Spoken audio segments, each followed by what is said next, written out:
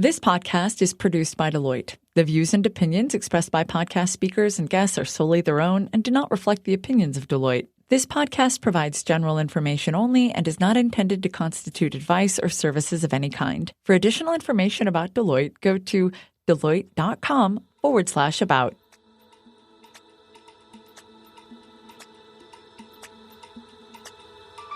Welcome to Deloitte M&A Views podcast, where we tap into what Deloitte professionals know about making smart, strategic M&A decisions. I'm Rob Dietrich. Today, emerging disruptive technologies and opportunities for finance. I have with me Eric Capron, a principal with Deloitte Consulting, and Dean Hobbs, also a Deloitte Consulting principal and CFO strategy practice leader.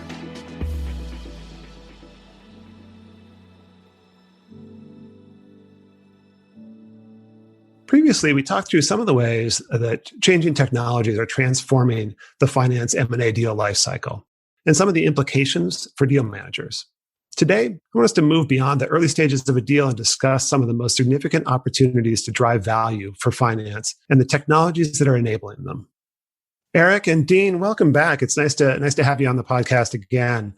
I think we want to move beyond the early stages of a deal and discuss some of the more significant opportunities to drive value for finance and the technologies that are going to enable them. Let me start with Dean. For a given transaction, many people feel that the rubber doesn't really hit the road from a value recognition or capabilities development standpoint until you begin executing on day two or in that transformation portion of your roadmap. For those of us who aren't living through this and thinking about these kinds of things every day the way you are, what are the big value and capability driving opportunities for finance? Thanks, Rob. Understanding the range of options available is essential to developing a roadmap, one that's achievable and practical for modernizing a finance function. Important to note is that there's a really conspicuous absence of a silver bullet technology in today's world of finance. A modernized finance function requires a host of tools and technologies that work together in concert with also redesigned processes, as well as centralized and automated processes, plus an upskilled team of finance colleagues. We see the most significant opportunity for any finance organization today is a modernized technology architecture that strips out much, if not really all, of the data gathering and data merging exercises. For example, vision and promise of the modern ERP system. Can you go into a bit more detail on that? Sure. A few things come to mind in this area. The first is the idea of a finance factory. This is about the transaction processing that finance and accounting departments typically serve.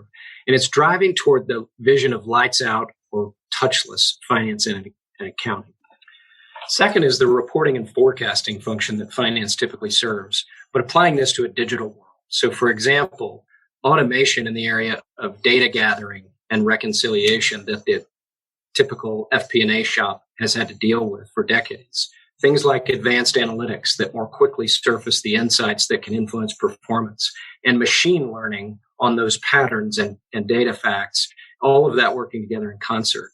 A third example might be enterprise service delivery and all the considerations related to the operating model and what work moves where. So it's things like moving the traditional transactional process work, as well as things that have been held close to the business in the past, like reporting and analytics, and doing that in a way that builds capability, builds talent development paths, and takes advantage of efficiency of visibility to the data in that modern core that we talked about just a second ago. All right. Eric, for an organization that has moved beyond day one and has decided it makes sense to begin the journey of modernizing finance, did these added technologies make it harder or make it more complex to transact in the future? Rob, that's a great question. But in fact, it's generally quite the opposite. More automation, more standardization, and greater analytical capabilities in your finance function built around that modernized technology architecture actually makes doing deals and supporting transactions in the future a lot easier. Take, for example, supporting modeling and building scenarios around potential deals. Obviously, with better tools, better technology, better access to data, you can certainly do that a lot more easily and be much more responsive when you're evaluating targets or thinking about deals you want to do. Another example would certainly be around providing data for due diligence to a potential buyer. Historically, finance resources and finance team members have had to sift through all of that with Excel, pivot tables, VLOOKUPs, and a lot of pain. But certainly if you had more sophisticated technology in place to support your finance functions, getting that more granular detail to support a potential buyer's analysis of an asset you're trying to sell certainly becomes a lot more easily. The other thing is, if you've done what Dean has talked about and moved to more of a finance factory, you've moved to more standardized service delivery around your finance processes, you certainly get to a place where having those standard processes in place become either easier to plug into as you're integrating something in, or easier to tease apart if you're separating something. This is especially true when you're dealing with things that really aren't all that core to the heart of the business and really don't really need to be all that differentiated as you're integrating something in. And things like that might include time and expense, payroll, accounts payable, things that really should be pretty common irrespective of the kind of business you're acquiring or the kind of business that you're trying to stand up. And then last but not least, in terms of examples of where this modern technology really helps you out, is particularly when you're acquiring a company and you just are able to scale and absorb the transactions from the acquired company without needing extra people and without having to accommodate lots of extra exceptions. And those are just a few examples, but really making these investments to transform, not only helps the finance function serve the business, but it certainly helps with doing deals on a go-forward basis. Okay. Thanks, Eric. That makes sense. Are there any more specific considerations or risks that teams should watch out for? For someone who's on this journey, if they really are moving towards a simpler, easier to navigate finance systems landscape, their own systems will make the process of transacting easier than it ever has been for them in the past. So there really is no harm in modernizing your finance function. It will simply have benefits to how you drive the overall deal cycle. There is, however, one thing you'll want to think about and monitor when management teams go after targets that have a lot of bespoke or custom finance activities. And in situations like these, you'll want to push back a little bit when or if the target's finance processes or systems really don't fit well in your finance factory processes and will require heavy exception processing to integrate and combine. Of course, this doesn't mean you shouldn't do the deal. It just means using your standard integration blueprinting efforts, which happens on most day one integration planning exercises, to think through where you can standardize, where you can simplify data, and where you can really fit into the modern finance technology footprint that you've built, rather than just taking what you get from the acquired company. Okay, Eric, thanks. Those are good points. Let me turn to Dean to sort of sum up here. How would you describe the finance organization that you're looking for? Sure, Rob. So what hasn't changed is that finance still has really two main accountabilities. One, report the facts, and two, help establish direction for the enterprise. What has changed is that the traditional ways of working along those two responsibilities don't scale. And this is particularly true in the environment of a company that's growing or resetting its landscape by using an M&A deal cycle. So you want finance to be a dynamic capability. Teams that aren't just keeping score or reporting the facts, but also being a trusted partner to the business and a driver of insights.